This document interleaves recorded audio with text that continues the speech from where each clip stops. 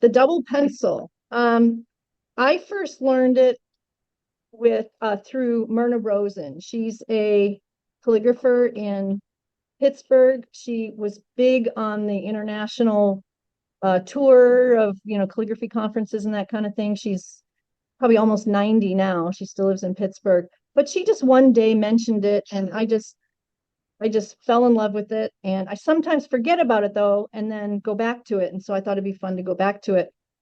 Um, so basically what you need to start today is just two pencils. Um, you can also, if you wanted to, do two markers or two watercolor pencils or something like that. And I can show you some of the benefits of doing those. But just starting with two pencils will get you going to see some of the fun things you can create. And what it does for me anyway, it just really, well, let me back up. Let me back up a second. Where's my book? Here it is. So I learned this thing from Myrna, who, as she always said, whenever anything she would teach us and say, "Oh, Myrna, that's just so wonderful." She'd look at you and say, "Well, I didn't invent it." Like, just stop it. But if you go back to Edward Johnston's book, Dorothy Mahoney was a student of Edward Johnston. And if I'm not mistaken, someone out there will correct me. I believe Dorothy was Sheila Waters' instructor. But anyway, I was looking through this book, and then subsequently went back to Edward Johnston's book, and they showed their students the double pencil. And of course, I didn't even bookmark it. But I will find it. This is a lovely book. It's kind of like Edward Johnston kind of condensed a little bit, but it has his methods and of course, I'm not going to find it, but trust me, they use the double pencil to show you. There it is. Jean has it. Did Jean find it? Oh, Yeah, I'm thank you, going to Jean. spotlight her here. Hang on. Jean, is it in this book? There it is. Is what page?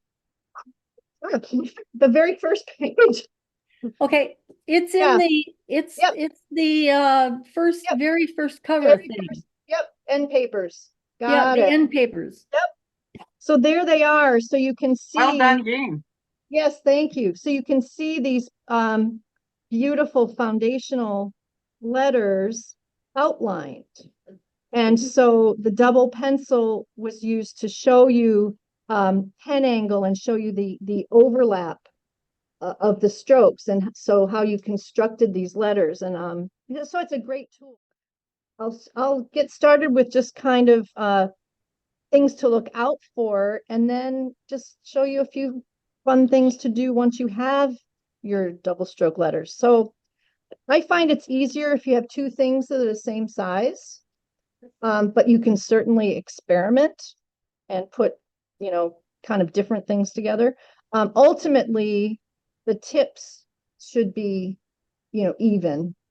And basically what you're doing is indicating, as if this were a pen nib, these would be the edges of your nib. So you want those to be kind of even. And just a rubber band. You can use tape, but a rubber band's nice because you do have to often take them apart and sharpen them. So just take a rubber band and do your thing around there. And I like to spread out the rubber band or put two on there to keep the back ends, from kind of flopping around. So whatever works for you though, but I kind of like to have them pretty secure. And then you can kind of nudge them around to get those tips even. Now, of course, you can do this with any style. In the Dorothy Mahoney book, it was the foundational, but since we were doing Gothic, you don't have to know your Gothic perfectly, but I know Anne did a nice Gothic summary last month. But just a very, very basic Gothic is all I'm going to do here. You can do it freehand, or you can give yourself, and don't be too fussy about pen height, but you can give yourself some guidelines if you want. I'm just using regular old copy paper, and you can see my lines. Well, maybe you can't see my lines. I'll make them darker. are not even necessarily perfectly straight. But you can give yourself some guidelines as you're warming up. But it's not necessary. So if I'm going to do a simple Gothic, I'm just going to put down my pencils just like I would a broad edge nib at say, we can say 45 degrees or whatever. And as I start to make strokes, just like I would with ink, you can see by keeping my pencil at my pen angle, you're going to get that nice even stroke. And as far as the ends go, you can always just take one of your pencils and, just fill it in like that as far as making your stroke. So basically you have a skeleton of your stroke. The thing to look out for when you're making strokes, especially long ones, is if you start to turn your pencils, and it's kind of hard to, but say I just pulled my stroke down and I changed my pen angle, it's really obvious, right? That I've gotten, my stroke is too skinny because I've changed my pen angle. So you want to be aware of that. Because then, especially with Gothic or, well, I guess any hand, it'll just start to look a little flimsy. So it's a really great tool to just keep on top of whether you're keeping your pen angle the same. So if you remember some of the basic strokes that Anne had for you, you had the sort of the eye stroke, you had the little diamond stroke, you can pull that down. And again, you can just lift up one pencil and close it off to make your little diamond stroke. And then you have your eye stroke or your down stroke, and then you can pull your other little diamond. You can separate them like that if you like, or you don't even have to color in those little ends. You could do something like this: diamond, straight down, diamond, and then just cut off the ends. Okay. So right away, I don't want to reteach the whole alphabet, but if you let's say make a few what word do I want? Let's do a word that you might put on a Christmas card or something. Let's do peace here. How's that? And maybe we do something like that. And you can see it as if they're transparent, right? You can see everything overlapping. Let me do a little too close. I'm going to move over. So if you want to practice by doing a word, starting with a word, to do a thin stroke like that, I just hold both pencils along the same line, or you can just pull one pencil tip. And let me see, I lift up and we'll do a curve there. Maybe that's not true Gothic, right? With a little bit of a curve there, but that's okay. And see, something like that maybe. I know I'm doing this really quickly, but the fun thing is about to come. So I want to get a few letters done before the fun stuff begins. Okay. So there's your Gothic. Now you certainly could have written that with a broad edge nib, but what's great about this is that now you've got these wonderful skeletal letters that you can just do all kinds of fun things with. For example, you can do wet media, but since we're in the library, we're not doing any wet media. So I brought a bunch of dry media. But for example, you can start to color in your letters with colored pencil, which brings to mind, oh, maybe I could have put two colored pencils together and done some outlines. And that would be a great thing to do, right? And then you'd have your outlines in different colors. So there's another option there. Or what if I wanted really big, colorful letters? You could even put two markers together. I'll just get a rubber band around here. These are just some chunky Crayola markers, and you can do the same thing, and you're going to end up with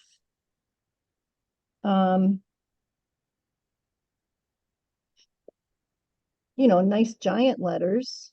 And Mary, who's here today, Mary McKee, mentioned that she did it was outside or inside? It was an outside sign. And she used markers, but she put a piece of wood in between the markers, taped it all up, and made these giant letters by pulling these markers around. And you did, was it italic? Yeah, It was Yeah. like more of an italic, scripty kind of writing. but it held at a 45-degree. Okay, so 45, and then she got her outline of her letters on this huge outside sign and then painted it in, right? Right. So it's really versatile. So anyway, I think so. You don't have a nib that's 6 inches wide, then you put 2 markers together, right? Okay, so back to our play. So if you have your letters, just the tip of the iceberg, really, you can then start to maybe color them in. So one thing I like to do is maybe I'm going to say maybe a lot because there's just so many options. It's totally up to you. One of the things I know I like to do with these letters is divide them in half. So I just took a pencil and I just did at another 45-degree angle. I just kind of cut all the downstrokes in half. And with a colored pencil or watercolor or something, if you wanted to use some liquid medium, simply shade in, say, the top.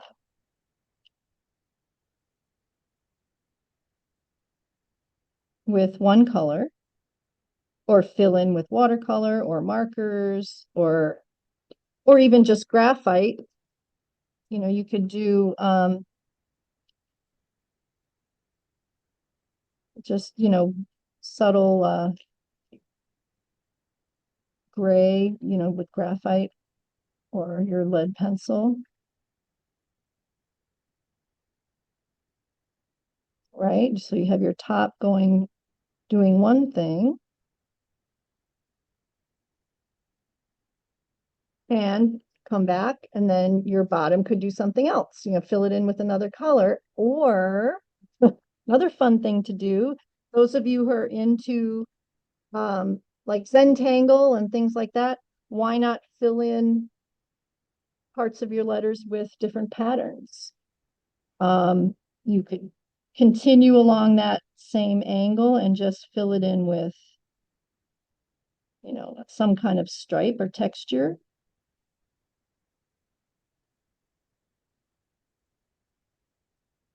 Something like that. You could do your, I don't know, polka dots. I can never think, I've done some Zentangle stuff, but I can never think of patterns when I'm in the heat of the moment. For Bentang. Zentangles. Oh, yeah. Yeah, if you look it up, you'll find more than you ever wanted to know about Zentangle online. But it's basically these little formulas for pattern making. And yeah, it's kind of fun. So, you know, I wouldn't necessarily do this all in the same piece as you see here, but just to give you an idea, what else? We could, you know, fill in with marker. Yeah, I definitely wouldn't do all of these things necessarily in the same. Sally, you could also call it fancy doodling. Fancy doodling. Fancy Yeah. doodling.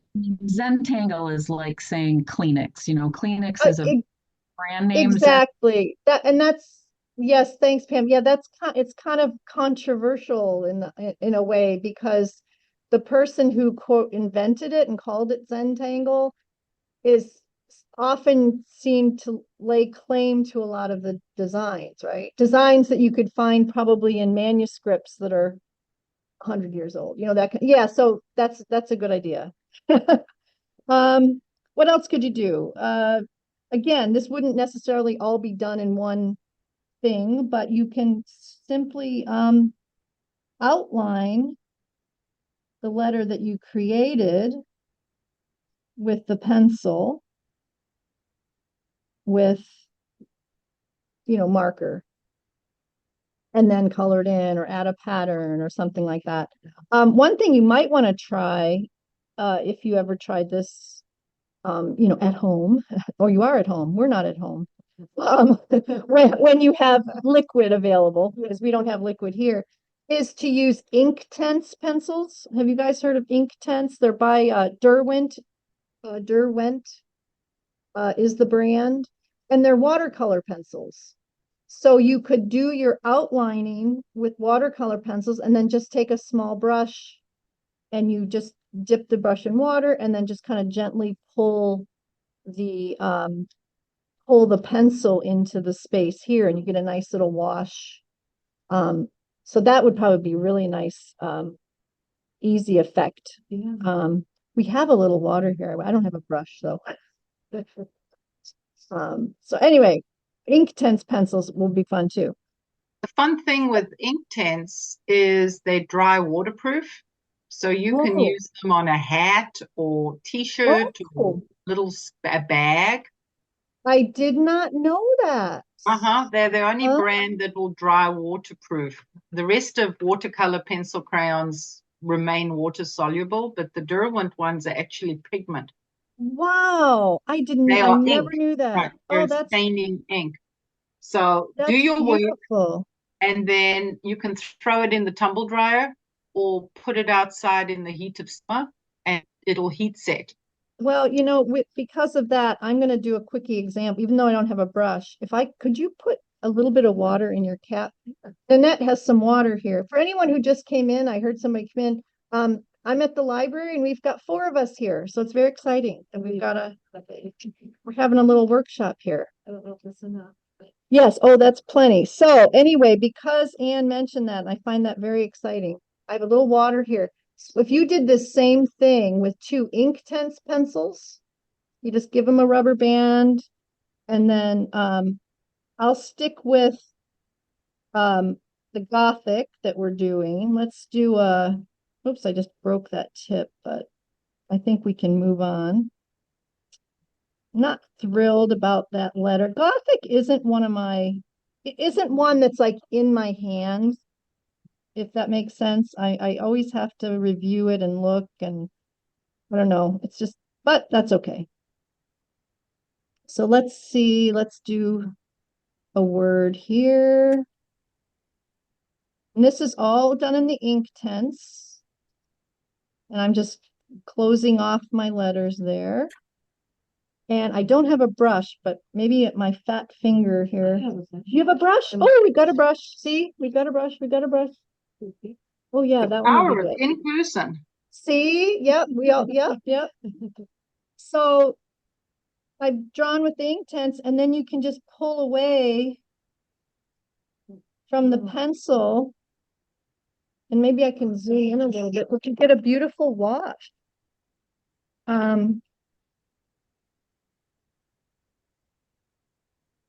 So I'm just, and this is just copy paper, so it's not going to be the most beautiful wash because on a watercolor paper, I'm sure it would look much better. Or as Anne said, on fabric. So yeah, this isn't the best paper to get such a nice wash, but you can see the effect by just adding just a teeny bit of water onto that Inktense. Then you can get pretty lovely watercolored letters. So yeah, fun. Nice. All right. Oh, I'm glad you mentioned that, Anne. Okay, we can't spill that. We'll get kicked out of the library. Oh, great. So I thought we could do a similar technique to this flutter book. And what the flutter book was one piece of paper, if I can remember how it went together. One piece of copy paper. Okay. And let me weigh it down here. And you can see we did Gothic letters. I used a double pencil. I'll show you how we wrote out our page because you can see it's pretty random, right? I'll show you how we did that. And then after we wrote out our letters, we just started playing. We picked a palette of markers and we started filling in the shapes, outlining the shapes with marker. And I think we have some pencil in there too. Also filling in maybe shapes that resulted from overlapping letters. So you can see some of the overlaps. I can show you this really simple, if you've never seen a Flutter book before, this really simple technique to take just a regular copy paper, cut it. It's a super simple cut, even though it might not look so simple, to make a little book. And you can see that one page becomes this little kind of accordion type book. Do it later. I just use a brown paper bag. I'm going to make this a little smaller here.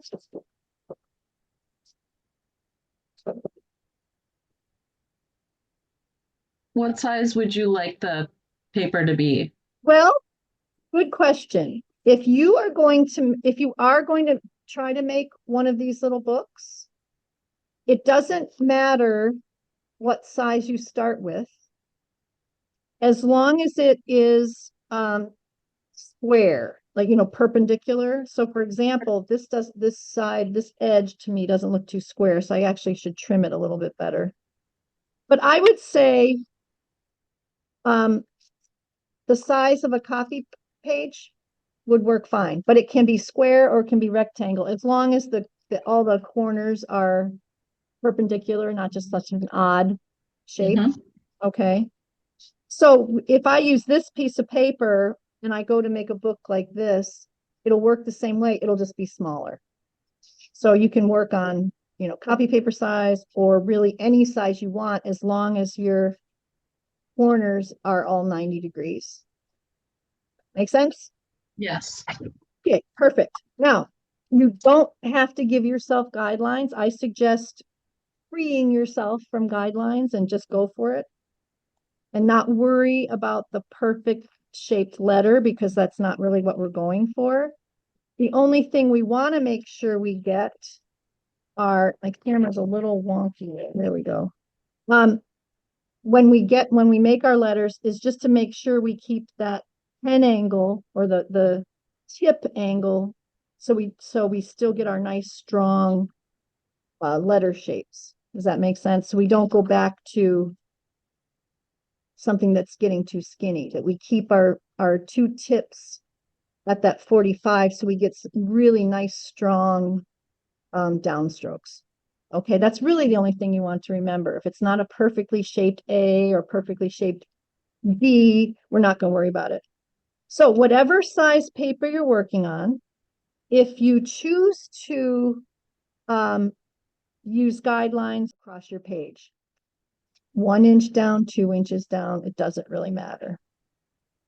Then you get your double, whatever you're using. I'm going to use, for this one, I think I'm going to use markers, just because for the sake of time, it'll fill in a little faster because they're going to be bigger letters. And I probably should have kept the caps on while I do this, so I don't mark myself all up here. But I'm going to use these little chunky markers, by the way. The Crayola chunky markers are so fun. I really like them. Anyway, so I've got you, if you have your double, whatever, and I'm just going to write letters across the top, whatever size paper you have, across the top. We'll start with Joy to the World and we'll just go from there. Okay, see, I should have come prepared. So start just over on your edge of your paper, wherever it is, and we're going to make our nice chunky letters. And if you go off the page, that's fine. It's nice to go not leave any margin. We're just going to go right off the page. So I'm just pretending to draw my bottom of my J here, and I can even pretend to get some of the dot up here. Okay. O. See, I'm kind of going off the page. If you go off the page, that's fine. The idea is to fill up, oh, what letter am I making? Y. To fill up across the top of our page. Okay, joy to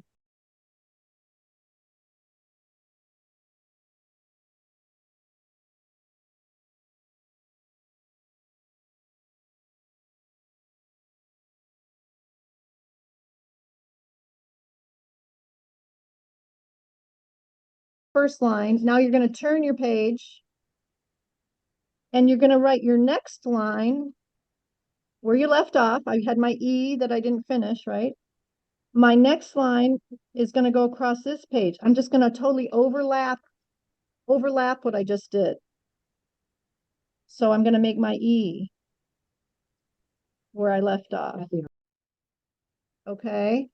So my next letter is going to go right in my little space that I made. There's my diamond. Oh, and I did an O instead of a W. But you know what? Doesn't matter. Because no one is going to be able to read it anyway. So now I'm going to do my W. Okay, I just did my O first. So here's my W, and it's going off the page, and that's okay. Okay. Then I'm going to turn my page again.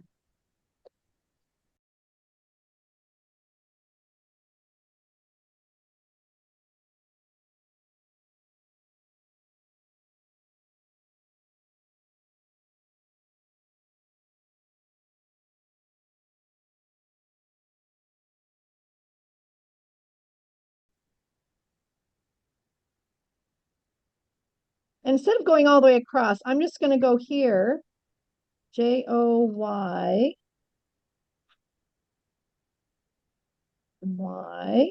Sometimes it's hard to kind of see where you're going because you're starting to overlap, but you want to overlap these letters. You want them to mesh. And then I'm going to turn my page, and now I'm going to just continue to write in here. And if you want to draw yourself more guidelines, or if you want to use the guidelines that are already there, it's up to you, but overlapping is always nice. So I have Joy, J, what do I have?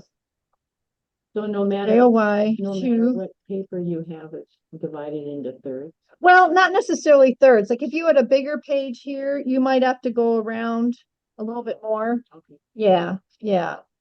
Joy 2 or J-O, doesn't really matter what letter we're on. No, that was Joy 2. So here's my T.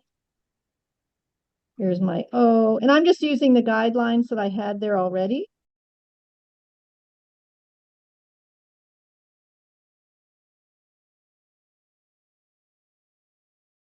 So basically what I did was just go in a spiral. Oh. I'm going to show you my photo that comes up when I changed my photo here. So see my photo now? Does everyone see that? Yep. This happens to be foundational, but it's the same thing. We kind of went around in a spiral, and so you can't even tell what it is.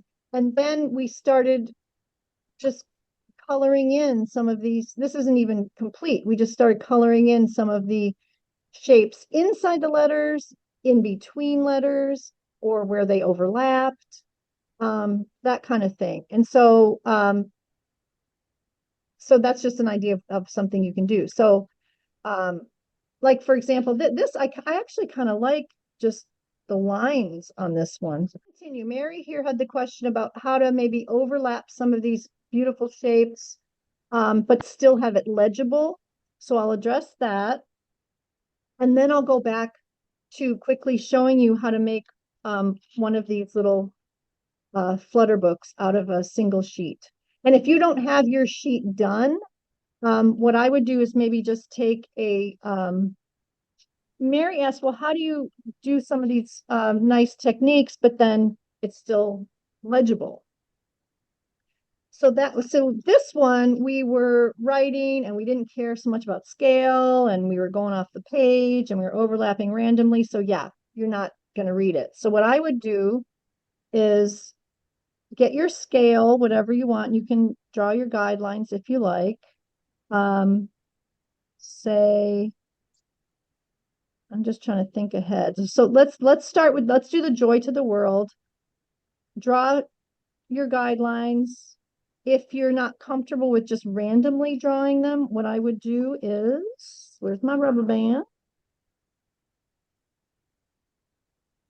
Get your pencils together.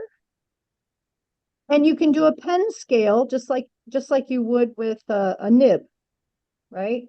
So if we're going to make our Gothic letters 5 pen widths high, then you'll pretend that this is your width of your nib, right? And you would start, well, I already drew my line, so that's cheating. You would put your tips together here first. That helps. There we go. So you would see what 5 pen widths is.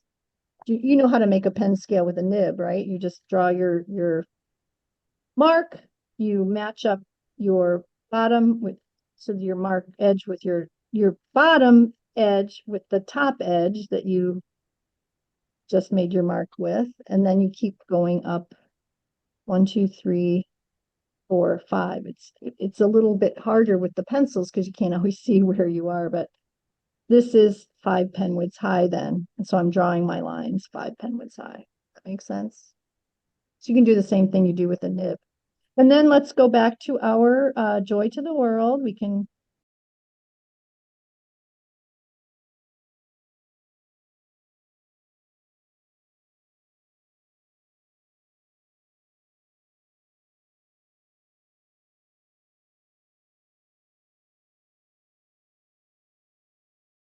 okay, now we want world on the next line. So probably what I would do is not even give it any letter space or interlinear space. Like I wouldn't draw my next word down here. I might, if I'm going to do grid lines, I might do the top of the next line, say right here. Can you see that? I'll draw it darker just so you can see it. And then 5 pen widths down the baseline of my next line. Mhm. So they're going to overlap a little bit. So let's see what that looks like. Does that make sense? So I have to do another line of writing. So instead of doing it, say, down here, right, I'm doing it up here where it's going to overlap. Does that make sense? So let's do world.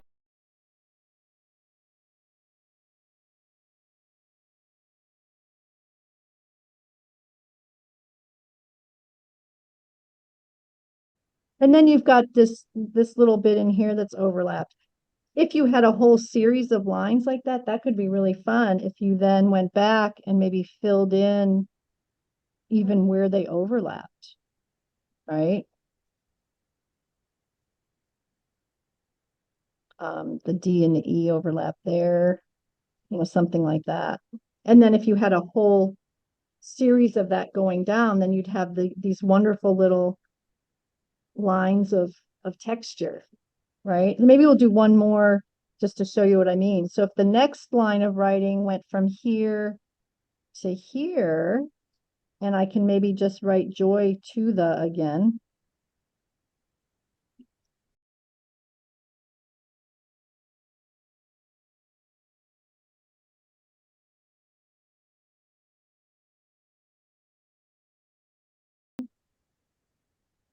Where they overlap.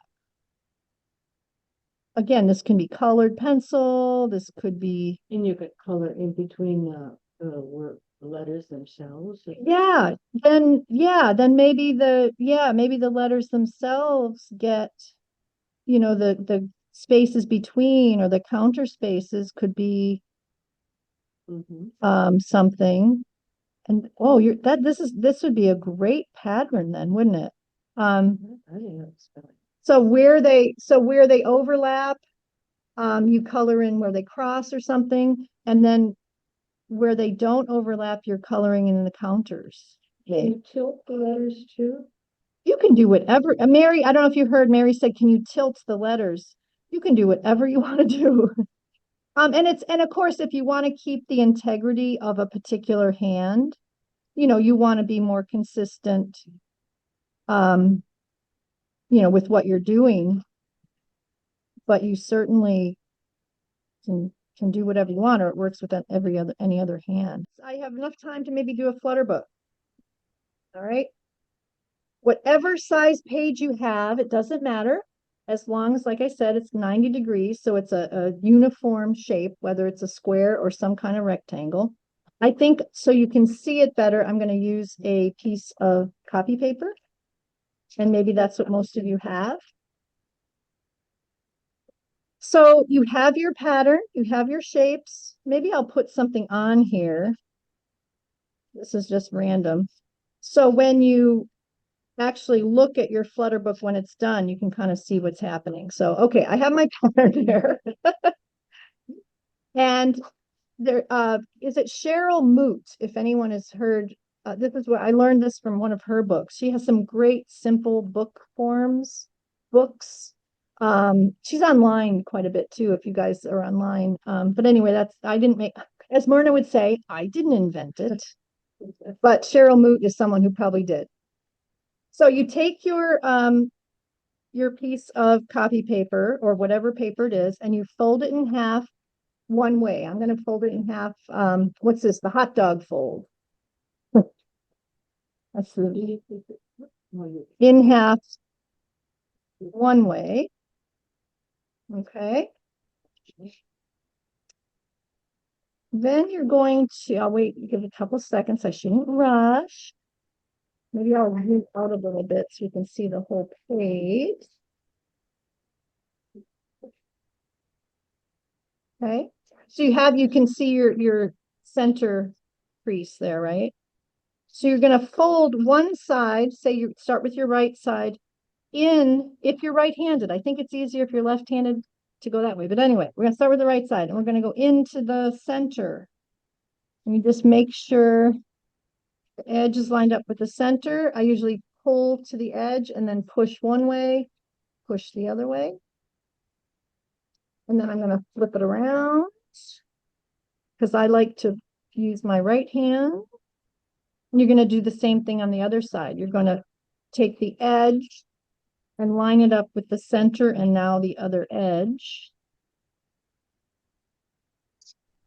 I pull out, push up, pull down. And you've got 3 lines, sort of 4 columns of paper, okay? Now we're going to do the same thing, but we're going to go the other way. I'm going to do, one's a hot dog fold, one's a hamburger fold. I don't know why. I think I learned this when I was teaching kids, and that's just what's in my head. So now you're going to fold it in half the other way. Whatever way you didn't fold, you're going to fold. I pull out the middle, push up, pull down. And I open it up. And now we're going to do the same thing. Take the edge on the right and pull it. Sometimes with other creases, you kind of have to pop them out a little bit, but pull that edge toward the center. Pull out, up, down, flip it around. And then that last edge toward the center and the other edge. Pull out, push up, push down. So what you've made is a grid. You can see all the creases. You've just basically made a grid of uniform sizes, and it's all just depends on the size of your paper. So that's why you don't have to have any particular size. It's just whatever size your paper is, you end up with these little grids. So now there's different ways you can cut a flutter book. Now you can see all the little grid lines, and you can make different kind of flutter books, but basically what it is cutting along certain lines to make your book. So I think the easiest one would be to start with, and I'm just drawing where I'm going to cut just so I don't cut too much. So I'm drawing on a fold here, and I'm going to draw down 3 of the rectangles. So I'm going to go from an edge and stop before I get to that last little segment. Does that make sense? So I'm drawing over 3 little boxes. Then I'm going to move over to my next line. Can you see that there? My next little fold. And I'm going to kind of do the opposite. I'm going to skip this box and I'm going to highlight that fold and go to the other edge. So as you can see, I'm sort of zigzagging there. And then my last one is going to be just like this one. I'm going to draw like that. So we're going to make 3 cuts. Then scissors. I'm simply going to cut where I mark. Now you don't have to mark because you do have those creases there, but this helps you not go too far. So I just cut my line. And I don't know if I even told you guys to bring scissors. Sorry if I didn't. And I can give you mine. Okay, And that's tearing actually very well, but I will give you here. I'm almost done. There you go. Okay. So you end up with, well, I guess it's an M. So you end up with something like that. And then if anybody's familiar with an accordion book, it is basically just that. It's a paper that's been kind of folded back and forth like an accordion. And that's sort of what this is. So start on one end. I'm going to start, and it doesn't just random either end, either loose end. And you just start folding. I'm going to pick up this end and I'm going to fold. I already have creases here. I'm going to just fold up along that crease. And the rule is you're just going to go back and forth. I'm not going to keep folding in the same direction. I'm going to be going back and forth, back and forth. So I folded up here, which means I'm going to fold back here. That makes sense? And we're going to do that same thing all the way around. We're going to fold up, then we're going to fold back, then we're going to take our little book, it's becoming a book, fold up. I'm at a corner. Well, that doesn't matter. I'm going to fold back.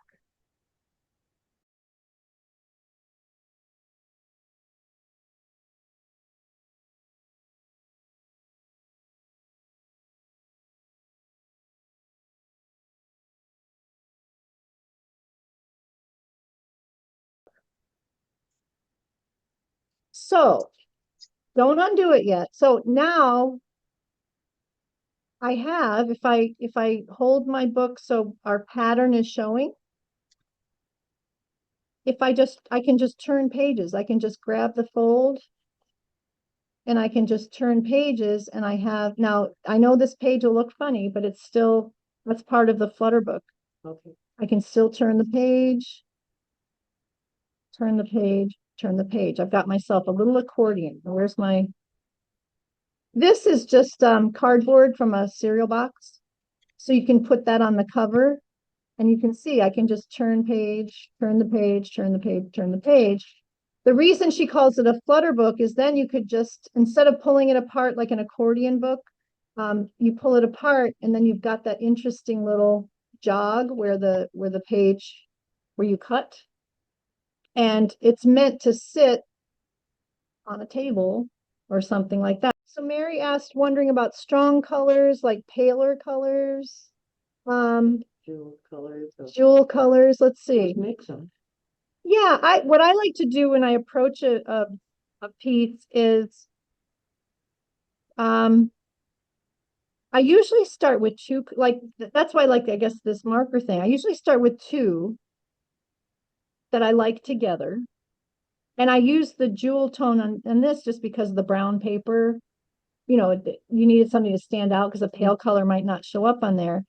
And then after I do sort of the main background or think of, okay, what's a third color that would go with this palette, right? I decided maybe pencil, but you could pick a third color. I had limited colors that I brought here, but maybe you wanted to add like, you know, another green or, you know, a yellow or something. But I would stick with those until you get kind of what you like. And what's great, I know Mary, if you guys don't know, is working in gold a lot lately. Gold is a great color to add because, well, it's really not a color. Like it's that's a great choice of maybe a third or even fourth color, Mm-hmm. because it's just, I don't know, it doesn't take away. Maybe Jean has some more vocabulary that I don't have as far as color theory or something, but it just enhances what's there without adding another color, because it could get too busy. Like, to me, this is a little bit too busy with color, right? So I would definitely start with two that you like together, and then maybe think about highlighting something in a third. And if you still think it needs more, add gold. When in doubt. When in doubt, add gold. We're going to talk about making a really, really simple box. I use these, when I've got a whole lot of practice sheets and I don't know what to do with them, I either turn them into book covers and paint over them and decorate them, or I turn them into boxes. But with the holidays coming up, it happened yesterday, in fact, 3 girlfriends and I went out for lunch, and I was like, oh, we're having lunch the week before Christmas. I know they're going to bring a little gift, a little something.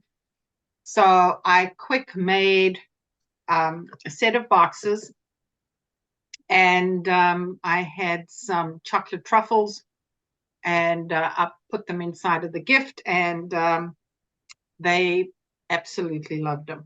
So the boxes, this was a failed watercolor painting that I really hated.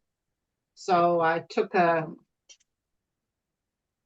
white jelly roll pen and wrote all over it, and then took a gold jelly roll pen and added details, and then I liked it. Scrapbook paper. This is a tiny little one that I'm teaching 2 classes in South Africa in February. And I'm taking, we're working with the Speedball A and B nibs.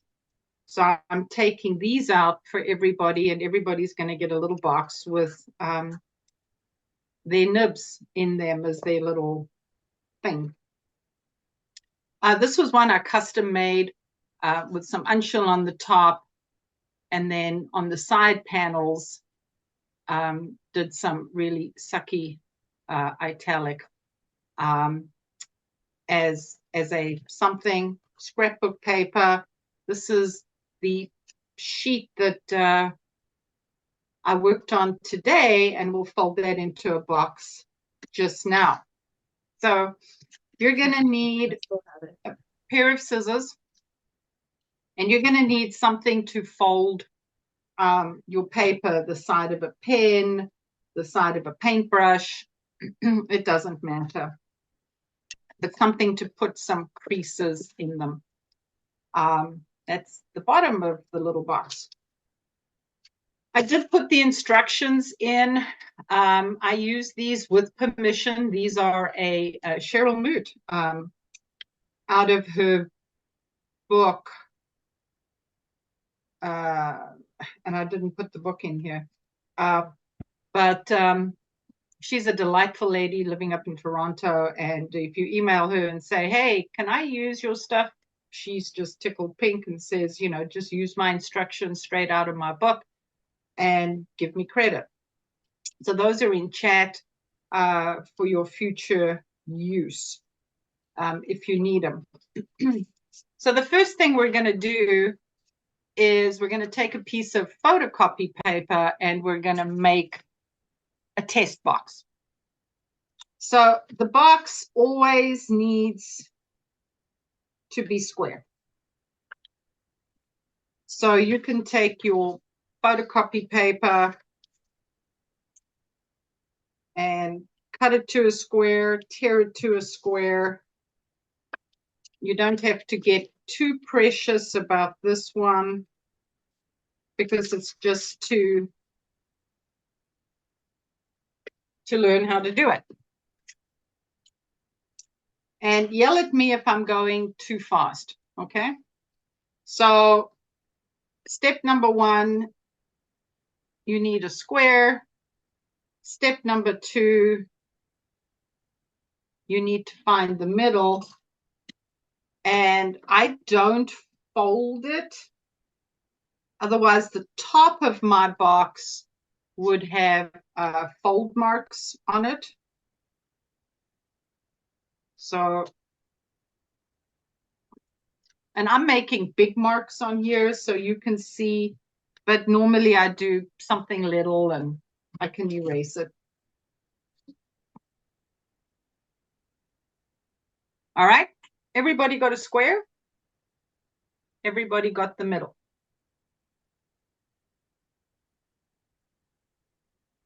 If you don't say anything, I'm going to continue. So what I then do, and it's slightly different to her instructions, is I fold the corners into the middle and you just go around. And the more accurate you are here, the less wiggling you have to do with your box. So I took my big square, folded the corners into the middle. So 3 corners into middle. So now middle. So now I have a little square. And now I fold the straight side. Hang on 2 seconds, Ann. Okay. Okay. There. So the Everybody- first thing you need is a square. Everybody Second ready? thing to do is the middle. Okay, and then you fold corners. Okay, we're good. Good. So Thank you.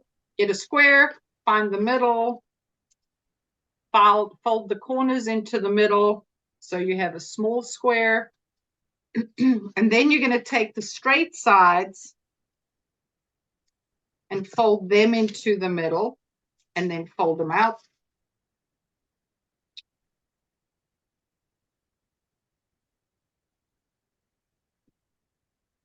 Fold them into the middle. Fold them out.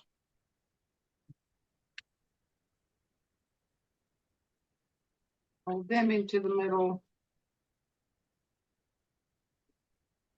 Fold them out.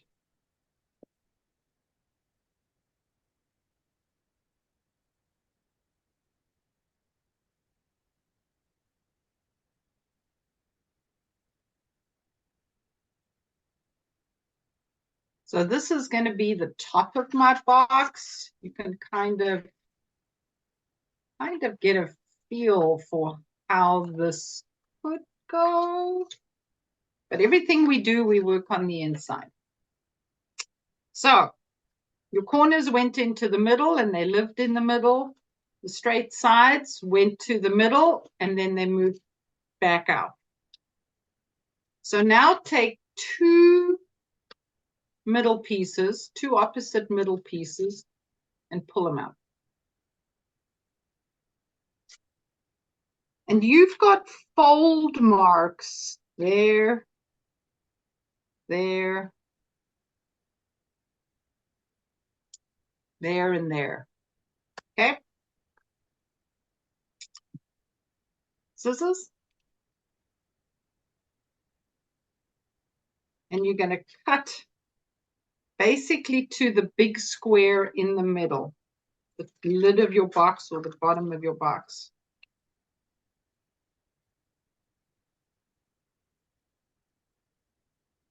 So cut on the fold marks.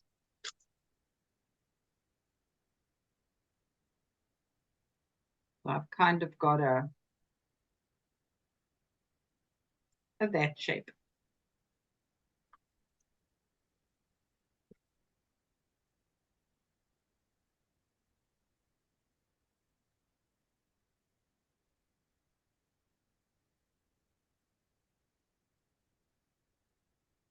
So what I do is I do take my pieces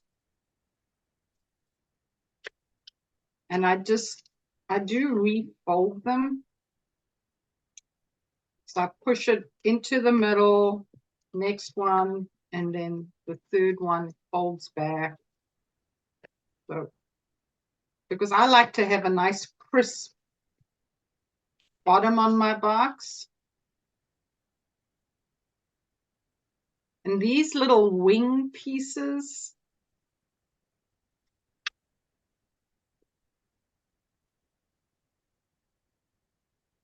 I fold the sides and I just give them a little rub.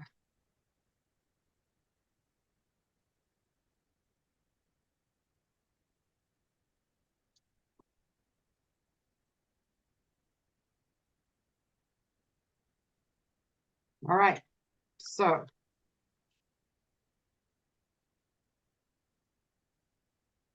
fold all of your middles into the middle.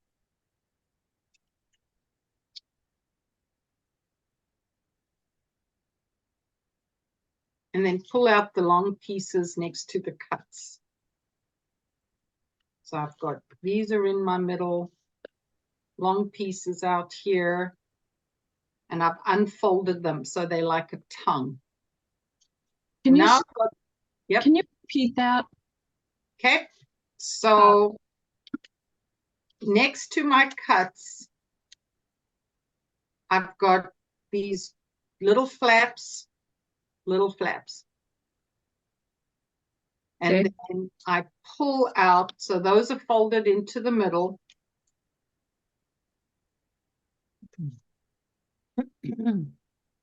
And I take these little pointy bits and I lift them up and I move them in. So they now are joined just by my fingers. And as soon as I do that, I've got the frame of the box. So I took these little flappy bits that have the triangles and I wrapped them over each other. And then I take my tongue and I'm going to pull it up and over and crease the top. Yeah, I lost you. I'll do it this side here. So, and the white paper is giving me a little bit of heartburn here. I'll pull one of the boxes apart too. So little flappy bits, fold them over each other. So I've now made the side wall of my box. Here's my little flappy triangle. And the bottom of the triangles go corner to corner in the bottom of your box, if that helps you. Then pick up your tongue and you're going to march it up the wall, over the wall, down the wall, and tuck it in. I really am hating this white paper. I'm not sure how to tuck it in. I mean, it's just there at the bottom. It's Just not really, sits there. Yep. It Okay. doesn't do anything too terribly exciting. So let's Okay. grab this one that I made out of the watercolor paper. This may give you a little bit of color, okay? So here are my flappy bits with my triangle. So I'm folding them, get out of the way. I'm folding them over each other. So bottom of triangle goes to that corner, bottom of triangle goes to that corner. Then I take my tongue and I'm folding it up the wall, over the top, down the wall, into the box. I'll do the same this side. Take my flappy bits, fold them over each other so I make a box shape. Then I take my tongue and I just fold it straight up the wall, over the wall, down the wall, and into the bottom of the box. And I can take my bone folder and give it a little love, or take my glue stick and just pop some glue under the flaps to hold them down.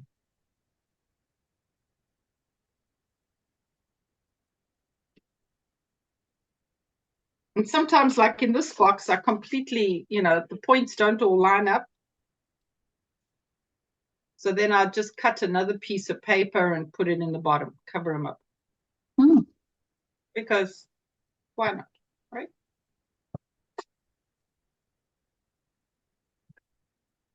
Has everybody got a box? We're good in Maple Grove. Woohoo! Everybody online? Yep. Thumbs up. I love the thumbs up. All right. So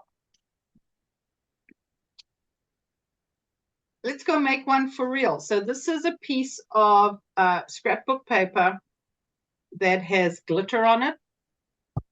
So when I'm going to do my folds,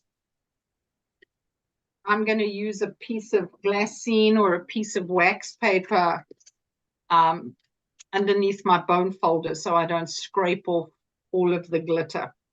I always do the top first. I don't know why. I don't think you have to. The bottom of your box,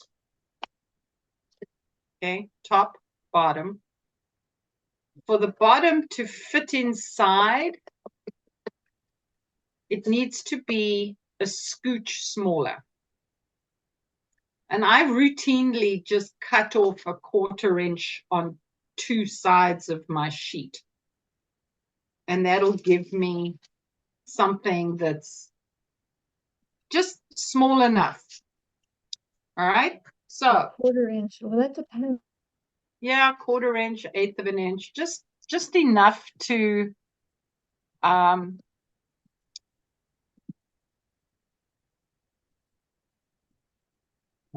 piece of light on top of this. All right. So this is my 12 by 12. So first thing I'm going to do, find the middle, Cyril.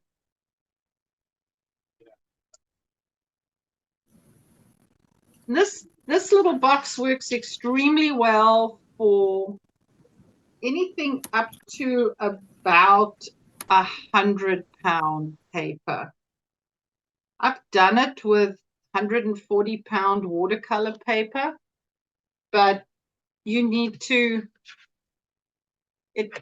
that can crack and be a little too heavy. Okay, find the middle.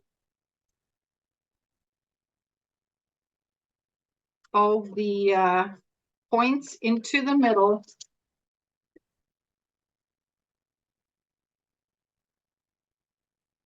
I'm going to go all the way around.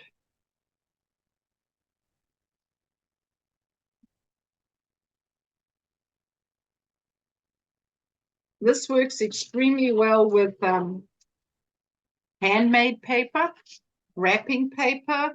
If it's that sort of the slightly heavier wrapping paper, if it's really thin wrapping paper, sometimes they just don't hold their shape. But, when you're doing an emergency gift,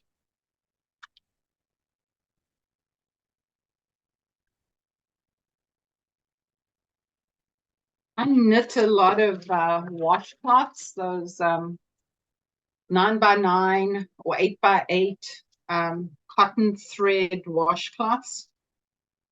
And they fit perfectly into one of these boxes.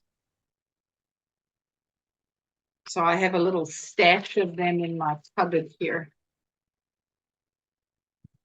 So once I've gone point to point and I've made a little square, then I'm going to go side to side, folding them into the middle.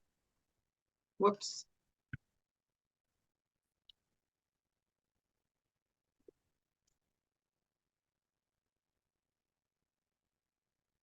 And I hate working with glitter paper, but my daughter wants me to make this for a gift for that she's giving somebody.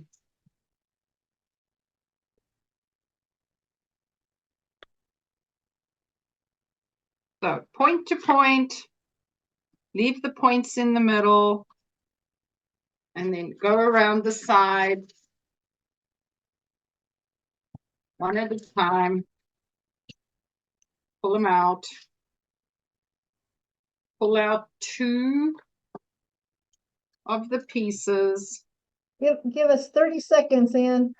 I will Better wait. hurry. Okay, thank you.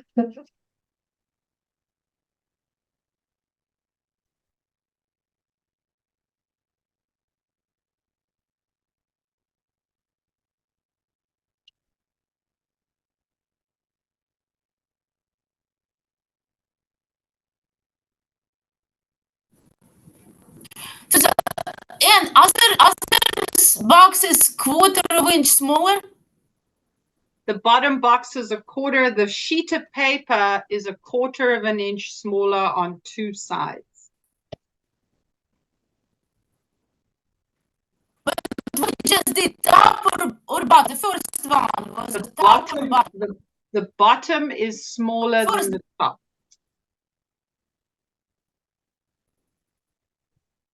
So the bottom sheet on 2 sides, cut it a quarter of an inch smaller.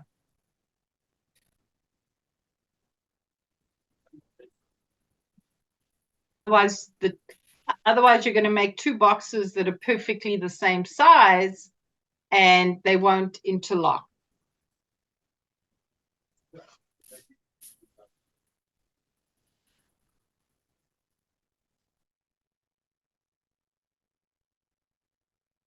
How's everybody doing? Good. Everybody caught up? However, I don't think I'm gonna use 95-pound paper again. It really depends on the paper. If it's like Arches is an absolute bear to use. It's horrible. This little box is Fabriano and it works, but just, and I think this was 100-pound or 120-pound. So, you know, sometimes some of the heavier paper, I've done my folds, and then instead of leaning into them with the bone folder, I've just put them under weight and just let the paper settle that way. Yep. I just was using this 8x8 little watercolor paper that I had. Sure. Just one little scrap here and it's 95-pound. And it really does depend on the paper. Some of it you know, it's all in the folding of it. Some of the paper, the grain is just so strong in one direction that it just starts cracking. And you just kind of get sad. All right, so I go around my box and I just get those folds, crisp up the folds that are going to be the bottom of my box. And you don't have to do this, I do it.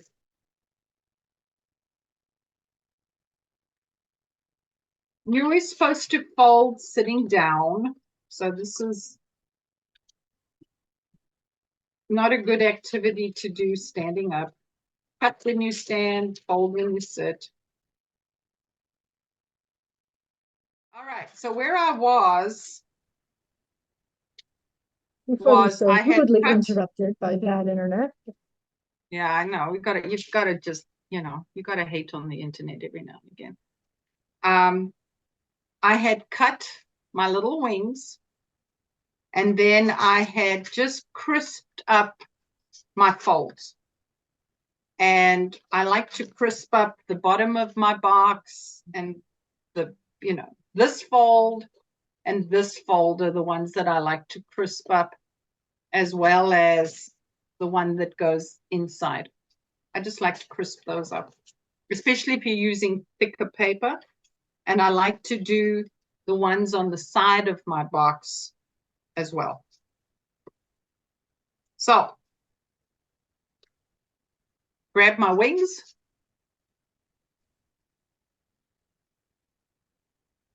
A wing and a wing. So pull out your tongue, grab a wing and a wing, fold them over so that you've made the side of your box.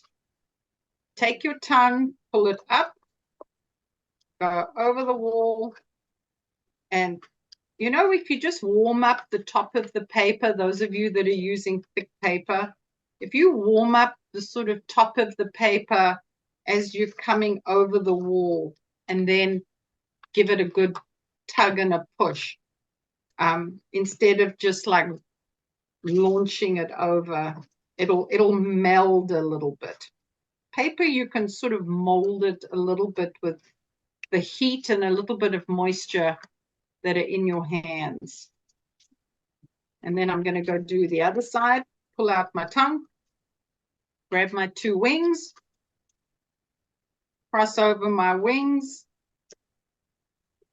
I pull this up the side of my box, and then I'm pushing it over the top. I'm like pushing that paper down the sides.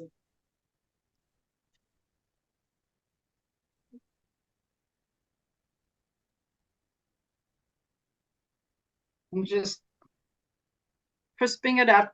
If it doesn't want to sit, then I just grab my glue stick.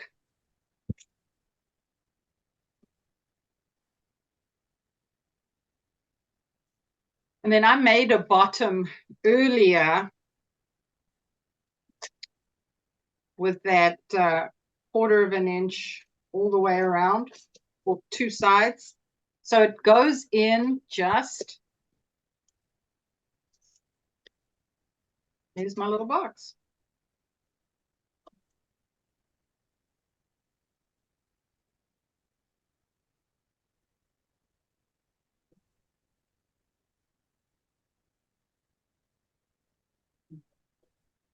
So I can take, this was the project we did with Sally just now. So I have folded it, and I did my points to the middle, sides to the middle. So now I'm going to pull it out, cut my tongues.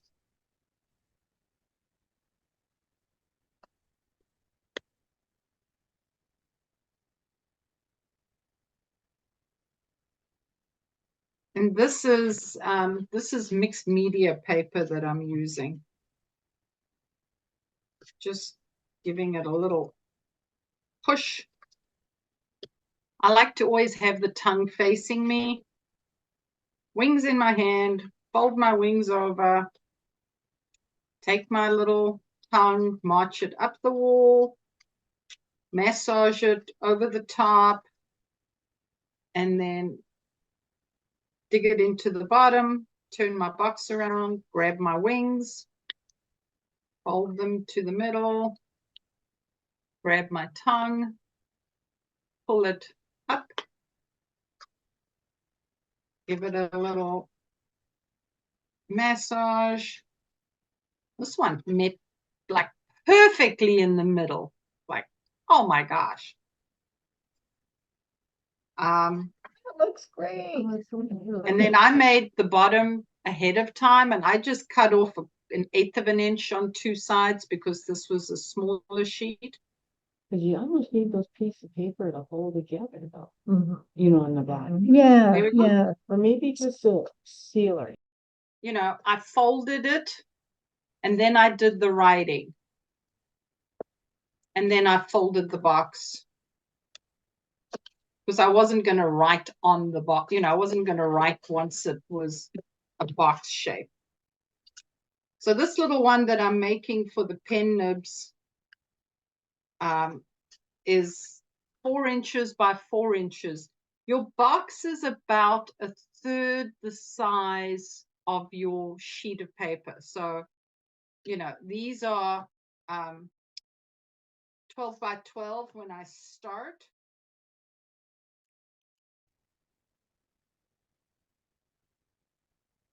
And, you know, I just said the little box is 4 inches by 4 inches, and blow me down.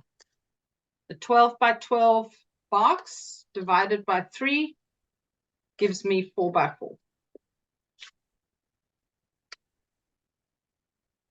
So it's great for using up practice paper, taking old paintings that you go, I really hate that. I don't know what to do with it.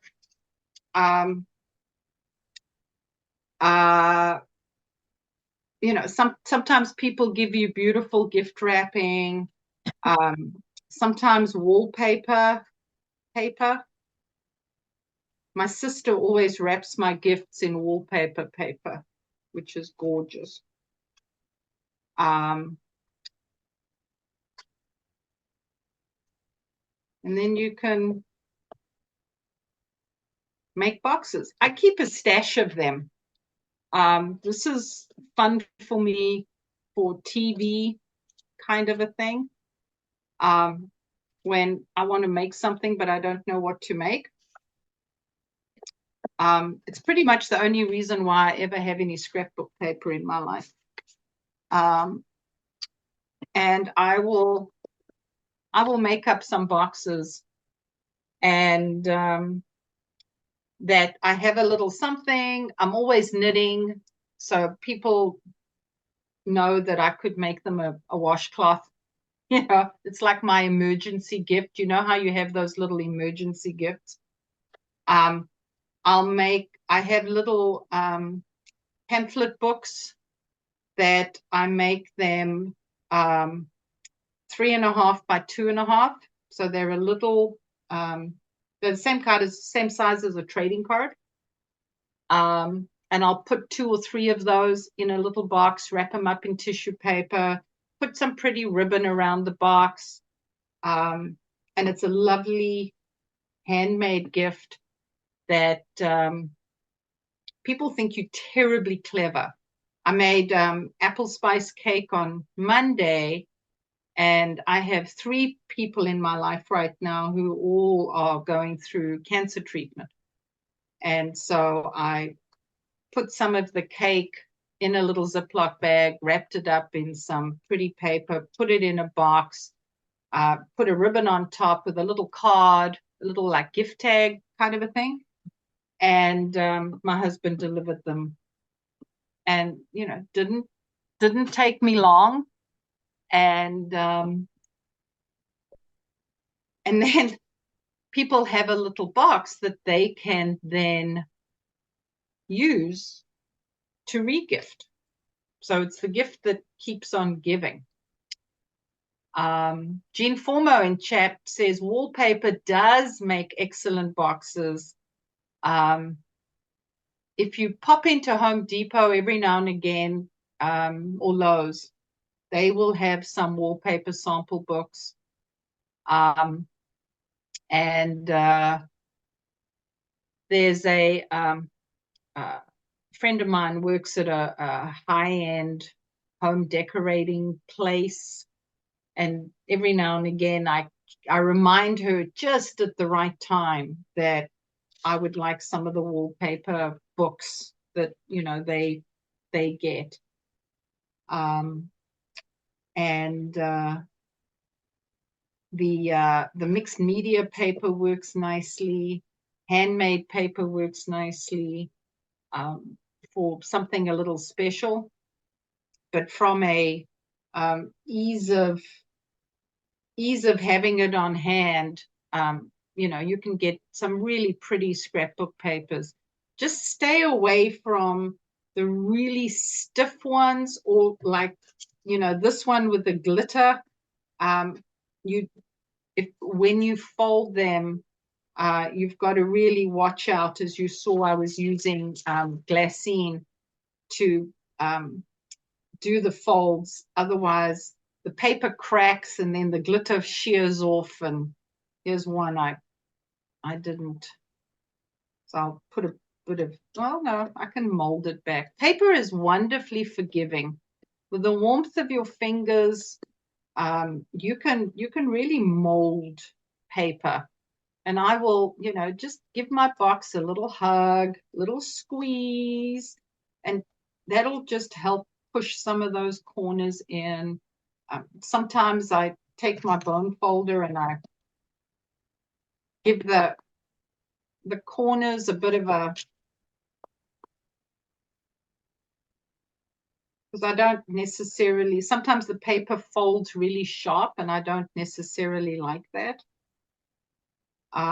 So I'll just, give it a ding. But what's the formula for the different box sizes? You take the size of your box you want for the top and you multiply it by 3. That is the starting size of paper. As I said just now, your box is 1/3 the size of your page, and the sides are 1/6. So that's the formula. Like, this is the little thing of hand cream that I keep here at my desk. So that's a lovely size to go into that box. What else have I got lying around here to give you a size comparison? Don't have much. Oh, my daughter did this. I just emptied out my laptop case. I'm about to get on a plane here. She did for, I think, Secret Santa or something. Everybody got 4 or 5 packs of different chewing gums or candies. So here's a chewing gum to give you an idea of the size for your scrapbook sheet. So hopefully that answers your question. If you've got a really hard paper, Unmute it, just so you know. This Okay. wanna chime in.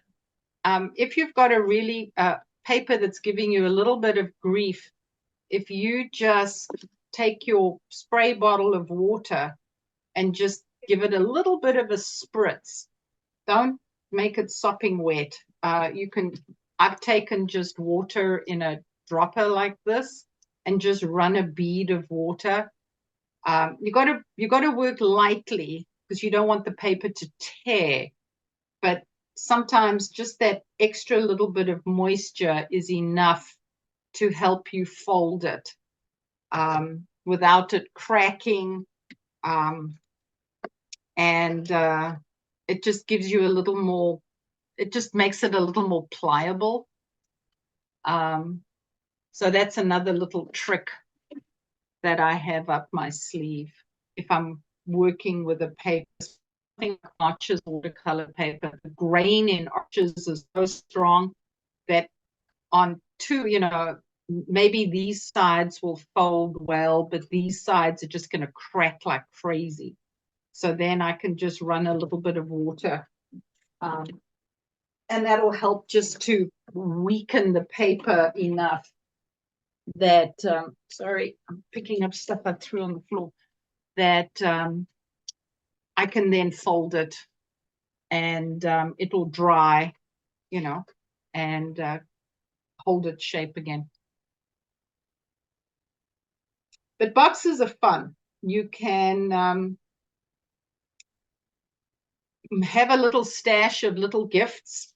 I'm a big fan of Pear's soap. And so whenever I see that, I buy half a dozen of them. They're beautiful. That's an English soap. That's a pure glycerine soap. And, if I need a little gift for somebody, I can give them a, lovely bar of English soap or, something like. How do we get on your mailing list, Dan? You got to come visit. yeah, they're just little hostess gifts or little I'm thinking of you gift that, it's not costing me a lot of money, but people appreciate that it's handmade. And then I always say to people now, now that you've got a pretty little box, if you're not going to use it to keep something in or, put it on your desk or your vanity or something, then put a little gift in it and pass it on. Especially if did- it's got like my calligraphy on it or something like that, that's fun.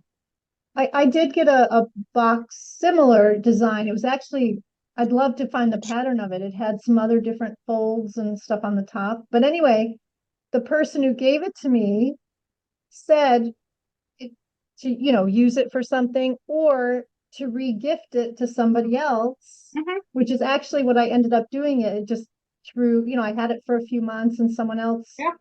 I found was into, origami, and I thought, oh, maybe so it was kind of a neat thing to just kind of keep re-gifting, It And is. the box was the gift, which was kind of cool. Well, and I've done that as well. That I've given somebody an empty box because they've needed one or they've said, I just never know what to put a gift in. And I did that for my neighbor friend. I arrived at her door with 3 empty boxes and said, don't get excited. They're all empty, that ribbon that has the wire in it, I always buy that here at the end of Christmas. And I cut a piece. So instead of tying like a great big bow, I can cut a piece and then just twist it once, and then you get like a little twist on the top. And that's economical as well, and it's just pretty, and it's, I like stuff with a bit of bling in and form a shape, and it'll hold its shape. And if you buy those on sales, they're relatively inexpensive as well. I use these boxes in my desk drawers, and I use them for paper clips. It's almost, in fact, you can even glue some of them together without covers. Yeah. Glue them together or clip them together, and you've got you can have a yourself little- drawer. Yeah, stuff for little, like rubber bands, or I don't know if people still use those, but I do. And Well, and then you paper could clips, yeah. put a box Yeah, inside yeah. a box. Mhm. Or stamps, they're good for stamps. If you have stamps laying around. Yeah. Yeah, they're handy. And I would, like you say, Anne, I would recommend when you make a box, put it all together, then undo it all and strengthen all the folds with a bone folder. And things will fit much better, especially if you're having to use thicker paper. I like to crisp up those folds or strengthen those folds. I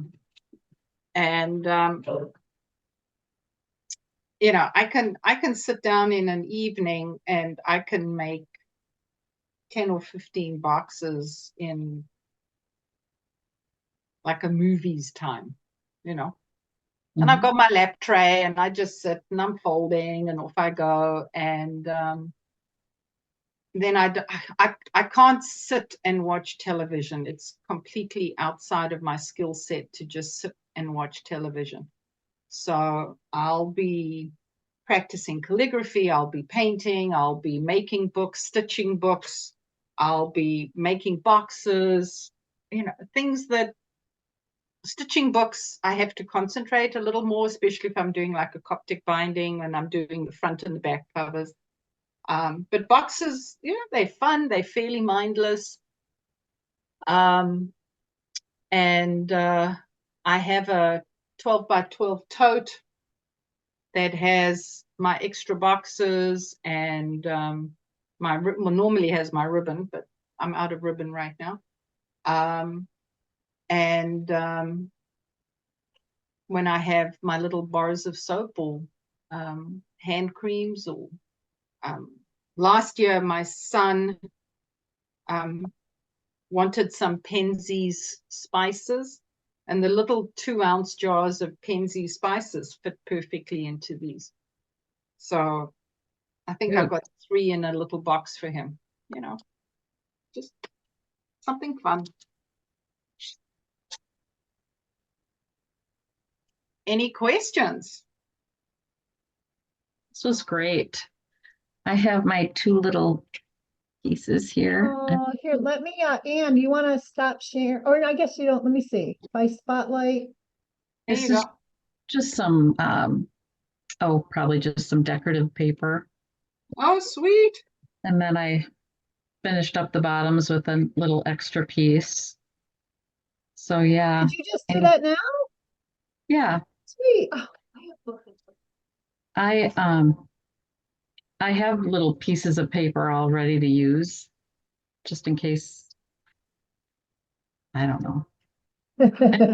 Very fun. I just absolutely love these. I can show Oh. something here that might Yes. be a suggestion. I don't know if you can see it very well here. Yeah. I go to antique stores and buy old books with children's, whoops, I can't pick it up. With children's, children's books with Oh, illustrations. with illustrations. And those you can cut into squares and make really wonderful little books. Look at Oh, look at that. not books. Well, you can make books Boxes. too. I've done that. Yeah. But little boxes. And so this is an interesting structure that is made of 3 triangle kinds of things that are fit Oh, together. look at that. And so you can make big ones and little ones. Oh, that's And neat. that, Okay, and Jean, you're next. I found this on a pack in Oh, an origami book for kids online. So it's made of, I think I glue it, then I touched them with a little glue here and there, so I can't really take that apart. But I think what it is it's either, I think it's a square. Yeah. This was a big one. So, yeah, there's all kinds of kind of fun things to do. Great. And even they would look great with this kind of thing that we did here. Yes. Jean, that's beautiful. And so, yeah, a couple of Yeah, years ago, I that's what I meant.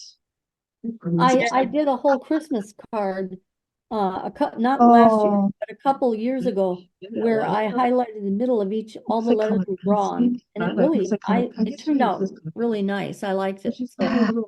But Everyone, please just keep just gushing over that. That is just beautiful. And see how Lovely. they look like ribbons, right? Yep. Just yeah, because there's a little lighter Yeah. color in the middle of all those, and I really, in the beginning, Edward Johnson used the double pencils as instruction for his. Yep. They did it Yep. as a practice exercise, and I must say that book by Dorothy Mahoney, I think our library has it, our colleague's library. I Mhm. found it in a used bookstore. That one is worth its weight in gold. I mean, it's It's a lovely wonderful. book. She Like the was light really ones? a good It's the teacher, lighter Dorothy color. Mahoney. So, yeah. She is I'm gonna take phenomenal. others. Yeah, and that book is really very useful, I think, take a especially if picture. you want to brush up on your foundational. And until I studied it from that book, I never really thought about I wrote that book down there. Yeah. and Here's doing this another, kind of thing with it. here's something similar to what you Beautiful, did. Jean. Thank you. That's you're just welcome. beautiful. So here's another idea with, this is using double pencils as well. Just going in the round. And this was a template I used for a big box I made out of a full sheet of heavyweight drawing paper. And using that same technique like Jean's showing. This was just my doodling draft. And then this is painted, and then I painted them, and then I had a template and folded up the box. But this is double pencils. So, the joy of double pencils and the joy of boxes, it's the gift that keeps on giving. Excellent. I find that using the double pencils without any decoration or anything, just using them as practice for my foundational. Then when I go back to the pen, my foundational is a lot better. So Yeah, That's how yeah. I was taught. So I basically don't use it as a decorative tool, but you can, of course, we just did, but as a practice tool. Yeah, that's what I when I first realized that, like I said, after Myrna had Yeah, shown me, and I thought, wow, it's a, because it was so like fun and playful, but it really does show. And we were just talking here too, if for younger kids too, I mean for anybody, yeah, but for a younger kid who wants to kind of latch on to it real quickly, it shows, those sure. thicks and thins, and it's like Mhm. 3D, and they just get so inspired, and I don't know, I just find it a great. Yeah, Bye, When Mary. my kids were in 3rd grade, they started learning cursive, the handwriting without tears cursive, which is not really cursive. But I went into both my kids' classrooms with double pencils, and so that they had a different way of looking at their writing, instead of just the monoline, which is what they were being taught with a ballpoint pen or a pencil. Mm-hmm. And just taking normal print. I did it with my daughter's Girl Scout troop. I did it with my son's Boy Scout troop. Just taking the double pencils just with normal writing. Suddenly the kids see that it doesn't all have to be a single, like, a monoline. They can start playing with it. Yeah, yeah. And it's great fun. There's What the you book. got? Oh, there's the book. Dorothy Oh, Mahone. $61 on Amazon. There you wow. go. Yeah, it's a great book. Does that sound about right? So the I art got- of calligraphy. You I know, got Amazon is tricky, because if Amazon own Abe Books, and if Abe Books doesn't have a copy, then you'll see some crazy prices on Amazon. So if you go look at Amazon, if you go look at Abe Books, and then you go look at Textbooks R Us, and you go look at some of the other online secondhand booksellers, what's the one in the cities? Half Price Books.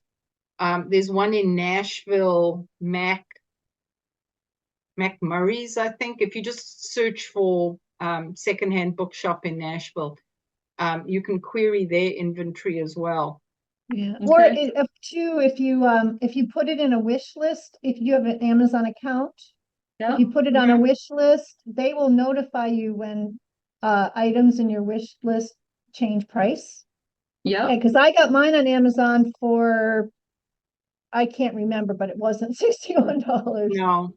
But that's what happened. I had it on a wish list, and I said, "Oh, the price has changed to this," and I thought, "Oh, yeah, time to get it." So anyway, Okay. Cool. Thank yeah. you. Yeah, just keep your eye out and just go shop around. eBay is a good resource. Craigslist is a good resource. Well, you know what? Now that was the paperback version. And I see here there's a hardcover version and it says it's $16.66. there you go. Oh, get that one. There you go. Whoa. Yes. Won't regret it. Isn't that No, it's a bizarre? great book. It's That's a bizarre. great You'd book. think the hard copy would be. Yeah. Yeah. You would think, but no. There's one left in stock, you guys. I'm going to do it. Do it. You won't regret it. All And right. never- Any other questions for me? And you guys can keep crafting and playing here with Sally. And but Well, we got to wrap up. They're going to kick us out of the library pretty soon. Well, but I need to go jump on a plane. So, yeah. well, I hope everybody thoroughly enjoyed this. I thought it was great. Yeah. Thank Very you. much. I And love it. yeah, It was Ann and I nice will. having the combination of people on site and people remote. It was fun here, and I know I'm looking at the wrong camera here. Sorry. No, It you're was, fine. yeah, it was fun here, and I hope we didn't interrupt too much with the chatting while we were chatting, and we might have had it off mute or something, but then again, it was just like being in a regular classroom here. It's kind of fun. Yeah. Yeah, yeah. It was wonderful. Ann and I will get the chat going, I'll get it going, the chat and the recording, and we'll send you links to that. And stuff like that.